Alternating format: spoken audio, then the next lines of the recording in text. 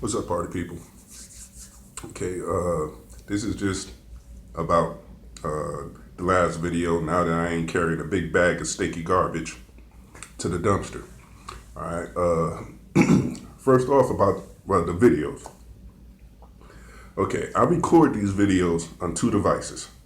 I do it on my pad and I do it on my phone. The problem is that I can't really record on my pad. Like I could get the clips, I could download documents, but I can't really record because the video and the audio sucks. It sucks on my pad. Oh, it sucks on my pad. Has the most memory, but I can't record on it because the video and audio sucks. So anything I do on my pad, I gotta sync it or send it over to my phone. Now, as far as my phone goes, if you don't know, I do a lot of music. Okay, I make beats. I have a lot of music apps. I have a lot of songs. I have a category of music I like to listen to. And throughout the years, I have tried to trim it down, but I'm not. That's it. Like I can't take no more as far as my catalog or my music goes. Like I've trimmed that fat as far as that could go. Like it's just lean right now. You know what I mean? So for me to do one video, I have to delete all my updates, like everything off of Hangout, slides, text to speech, play services, whatever. I gotta do all that, and then I gotta clear out all my unnecessary videos and photos. So once I do a video and get that up to YouTube, I have to delete everything, all the clips, all the documents, all the commentary, all the edits, everything, just to be able to do another video. Okay, because that's how I gotta make up the room for it. But then sometimes, like once I transfer it over to my phone and I go to my video app, the file, once I go to export it, the file is too big. So then I have to trim it down again. I have to take out a lot of clips. I have to take out a lot of commentary. I got to take out a lot of documents just to get the file down small enough so that it'll be able to export and then hopefully be uploaded on YouTube. Because sometimes once I go through all that and I upload it on YouTube, then all of a sudden there's some type of corruption or the video can't be uploaded for whatever reason. Like it'll go through the whole upload process, but it just won't act right. And like doing videos like this where I'm just talking, I can export it, upload to YouTube pretty quick. But when I have like the commentary and the clips and stuff, that could take anywhere from 2 to 3 days to a week to a couple of weeks, especially if I give up on it. Because sometimes I've been like, yo, fuck it. And because it just will not act right. Like I told you, for me to do it, I have to delete everything. So I delete everything, re-download it, re-sync it, commentary, re-edit it, re-export it, then re-upload it, and if it don't work, I gotta go back through that whole process over again. And a lot of times, especially depending on where I'm at and how fast the Wi-Fi is, sometimes I'll try to upload it that night and have to sleep on it, so it'll be done by in the morning. Like sometimes it takes that long. So it really just depends on the process. And even though I would like to invest in myself and be able to get better equipment and better cameras and stuff, but I have bills. I have bills and things I have to pay. So there's really not a lot of wiggle room for all that, especially if I want to stack stuff for emergencies. So yeah, pretty much that's not happening. So it's not like I'm trying to make excuses for it, but I'm just trying to adapt and work with what I have and still try to give y'all a good video. I'm working on it, people. I'm working on it. All right. So with all that being said, what I was trying to say about the documentary is the documentary is from the Discovery Channel. All right. It's called Conspiracy of Silence, the Franklin Scandal. All right. The thing about the documentary, it was never aired. They never really finished it. For whatever reason, when it was about to air, they pulled the plug. So even on the documentary, there's shots in there that were never included because it was never really finished. So that is why you have a lot of video quality and the audio quality that you have. Even when they were talking to some of the victims, like I would love to be able to put that up, but just transferring that audio to my devices and then putting it back on YouTube made the audio just more mumbled. And it, like I tried that a couple of times and it just didn't work. So I had to cut all that out. But like I said, it's an hour-long documentary that discusses Lawrence King, or Larry King, and his involvement with Boys Town, the child trafficking, the Franklin Credit Union, and his embezzlement, because he ended up getting caught for trying to embezzle, well, not trying to, for embezzling $40 million from the company. And he ended up doing 15 years for that, which, ironically, they gave Alicia, who was one of the accusers, more time for perjury, even though she was telling the truth. They gave her more time for perjury than they gave him for embezzlement of $40 million. But that's one of the similarities, how they treat accusers.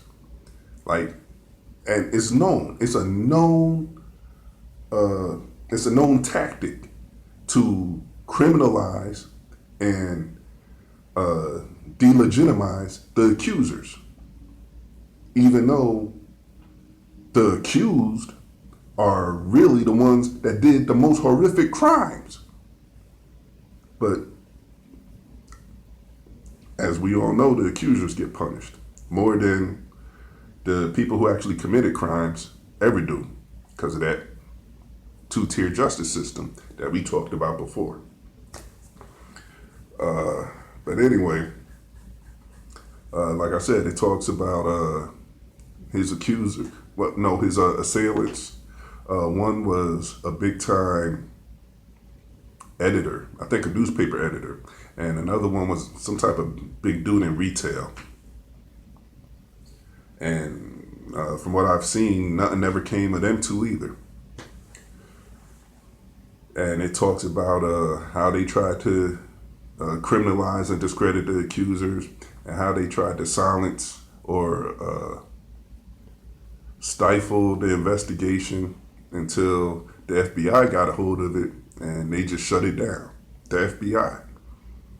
And like I said, they know the accusers was telling the truth. They know this really happened. But all they ever charged Larry King with was the embezzlement. Not one child trafficking, not one pedophilia charge. And like I said, they tried to give the girl more time, the victim more time than they did Larry King. So it's ridiculous. It's ridiculous. I mean, even to the point where, like I mentioned, one of the investigators came across a book of names, and he thought it was a client list because it had a book of names and addresses. And he told his brother that if the FBI found out he had this book, they would probably kill him. Lo and behold, he's on his way from a baseball game in Chicago with his son, because I think he was a pilot, and the plane mysteriously falls apart. They do an investigation on the plane, find out pieces of the plane was missing. Like, the plane was sabotaged. A lot of parts was loosened, and it was meant to fall apart in mid-flight. And the investigators took that as a warning. And like I said, even that senator, he got a call on the legislative floor telling him to stop looking into the Franklin case because it goes up higher than you know. And he even said that once one of the investigations were concluded and he had a list of possible assailants, some of the names on that list was his colleagues, people he worked with. And he was a senator. So, and on top of that, even though they never said anything about the president had anything to do with it, but one of the accusers mentioned how, as a reward, they would give the kids tours of the White House. One of the assailants had connections to the White House so that they would be able to let these kids in as a treat to tour the White House. But they never abused them in the White House. His name, see, like I said, once I do the video, I get rid of everything. So all my notes is gone, everything. But one of the victims said that they would give them these tours, but wait till after they left to abuse them. So it never said anything happened in the actual White House, just that one of their connections would give them tours of the White House. But anyway, like I said, man, this is something that happened in the mid 80s, early 90s. Here it is almost 30 years later. And we're still hearing about sex trafficking in among some of the highest positions in government. And it's international. It's even overseas. So that's a big thorn bush. That's a very big thorn bush. So what are you going to do? Like I remember one time I heard a politician say, if you investigate all the politicians in Washington, there'll be no politicians left. Now, even though he probably said that as a joke, to me, he's admitting that there are so many crooked politicians in Washington that you can't investigate them all. It would pretty much shut Washington down. And even, like I said, even if you put a special investigation together that strictly handles child trafficking and pedophilia, like if you sniff coke, that's your business. If you smoke crack to go pick up the kids, that's your business. If you have anything to do with pedophilia or child trafficking, they will lock you up, regardless of your status, your income, your position, your influence, whatever. Just a team that solely investigates child trafficking. Now, you may say that there's too much oversight, that's giving the government too much power, because they would need full authority. Full authority to the point where you can't block paperwork. Full authority to the point where you can't hide behind your lawyers, or you can't escape jurisdiction. Like full authority to they have access to anything they need in order to thoroughly investigate child trafficking. Now, doing that, if it gets to the point where there's so many people involved that it will hurt our government, I'm for the people, and I'm definitely for the kids. So I feel if that's a price to pay, it's for the kids. Like with all this patriotism and the red, white, and blue and America, like at what cost at what cost is acceptable? Like if you actually did launch an investigation like that, even unfortunately, it's sad that number one, we don't even have those type of morals or ethics anymore where somebody can be put in that type of position and be trusted to be totally independent. Like sooner or later, somebody's going to think they're on one side or the other. So just the fact that we can't even find anybody that moral or that ethical anymore. Like, even though I brought up like Wyatt Earp and the Black Bounty Hunter, his name was Bass Rivers. He turned his own son in once he found out he committed a crime. Like, Bass Rivers ain't care. If you was a criminal, he was coming after you unless you killed him. That was it. Or even what was that dude?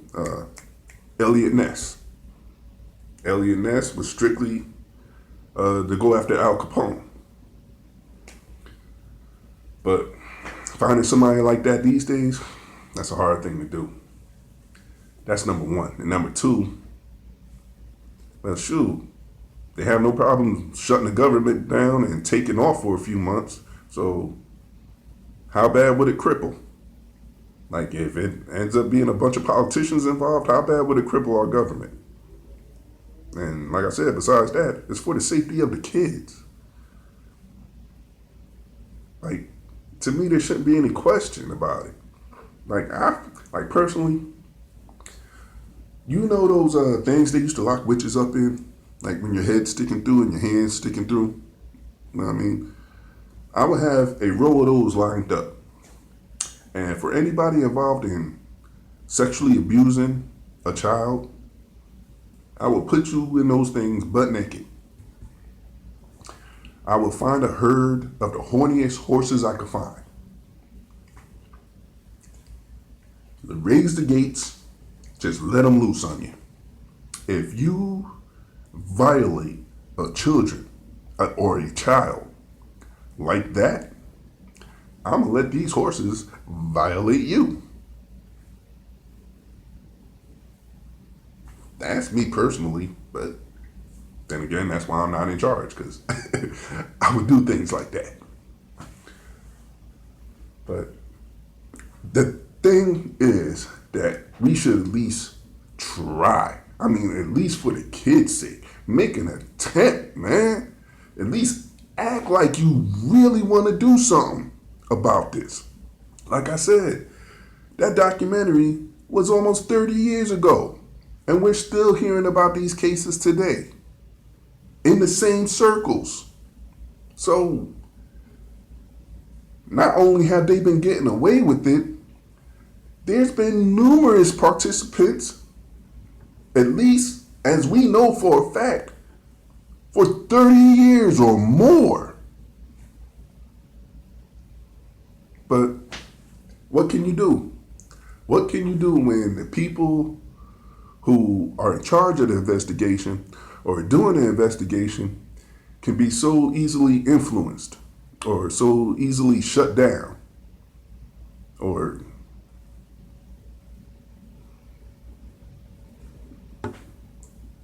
intimidated? Like, if your investigation leads to a powerful politician and they be like, don't touch him. Just like I said, how Acosta said about Epstein that first time. They told him don't touch him because he was intelligence.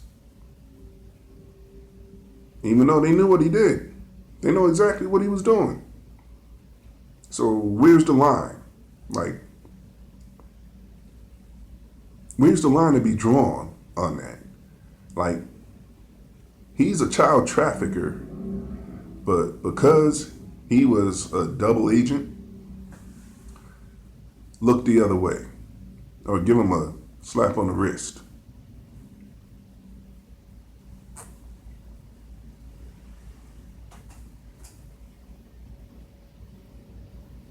Like, I don't know. Like, now they're saying that the Maxwell girl, there's been sightings of the Maxwell girl, and I don't know. Like, there's been sightings of Tupac, man. So I still say either one, that chick running and she running fast. 2, somebody's helping her run. Or 3, she already gone. She already gone. Like, I don't know for sure, but she gone. So it's definitely one of those 3. So I don't know. Maybe it's just me wishing on a hope and a prayer.